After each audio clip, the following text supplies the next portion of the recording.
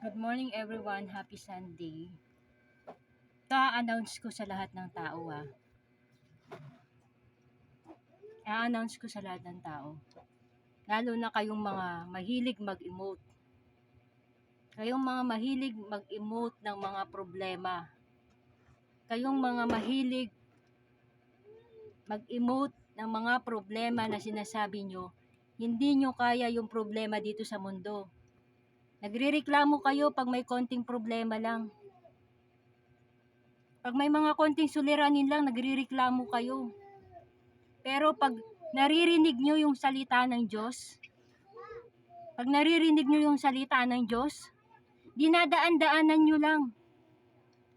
Dinadaan-daanan nyo lang yung salita ng Diyos. Tapos pag may problema kayo, nagrereklamo kayo. Nagrereklamo kayo sa oras na may problema kayo kasi hindi nyo kaya. Hindi nyo kaya yung problema. Paano na lang sa impyerno? Kaya nyo ba? Kaya nyo ba ang tribulation na darating? Kaya nyo ba yung judgment na darating ng Panginoon? Malapit na yun. Kaya nga sinasabi na magsisi ng kasalanan. Magbalik loob sa Diyos. Tapos magrereklamo kayo pag may problema kayo. Yung judgment ng Panginoon parating na. Parating na. Sobrang lapit na. Kaya nga halos nagmamakaawa na yung mga preachers. Ang titigas ng mga ulo ninyo. Titigas. Ang titigas ng ulo ninyo. Lumapit na kayo sa Diyos habang may panahon pa. May mercy pa si Lord. May habag pa si Lord. Sobra. Sobra yung mercy ng Panginoon.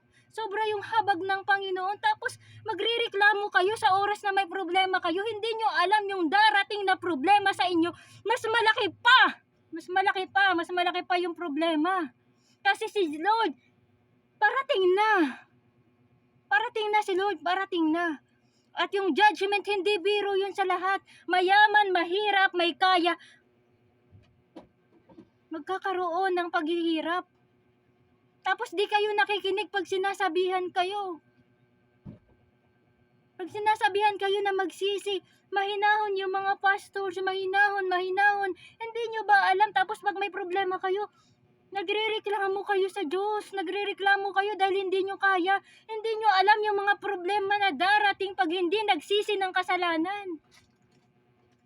Kaya nga ang pagmamahal ng Diyos sobra-sobra. Subalit ang espiritu ko ay nagagalit.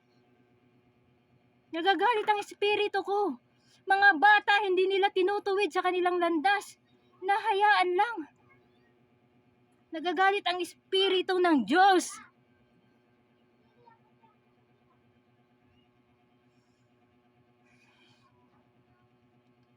Ngayon kapatid, huwag mo nang tigasan ang ulo mo. Alang-alang sa kaluluwa mo. Alang-alang sa kaligtasan mo at ng pamilya mo.